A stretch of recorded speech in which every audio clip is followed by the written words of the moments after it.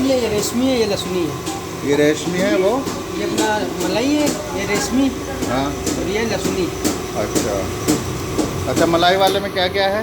मलाई वाले बोल में, दो ऐसे क्या। मलाई में आपका इसमें दही आएगा, तो थोड़ा अपना ऊपर से चीज़ मलाई चीज़ स्कूप आएगा, 2 चीज़ स्कूप ले लेंगे।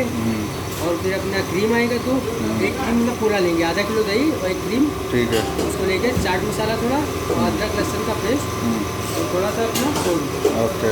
मिक्स करके फिर उसका टेस्ट कर लेंगे, मतलब कैसा टेस्ट आ रहा है मिर्ची का। हाँ। उसी हिसाब से अपना हल्का अगर 120 कम लग रहा है तो ऊपर में रस डाल देते हैं। ठीक है। 2 चीज़ क्यूब लेके मतलब उसमें रस करके हाँ। उसमें डाल के उससे टेस्ट थोड़ा और आ जाता है।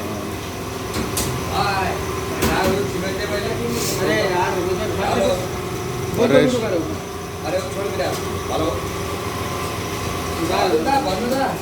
रेशमी वाले में क्या डिफरेंस है इसमें? इसका मतलब रहता है सेम ही, बस थोड़ा सा कलर का चेंज रहता है, कलर रहता है और थोड़ा टेस्ट रहता है।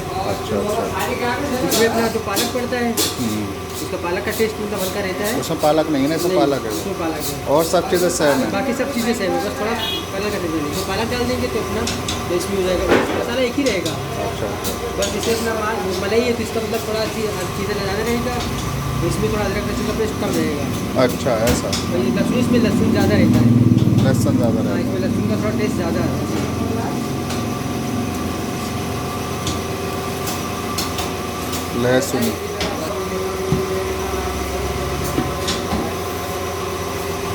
इसमें थोड़ी सी जब कलर मलाई बनेगा, थोड़ी सी हल्दी डाल के छोड़ दी इसे।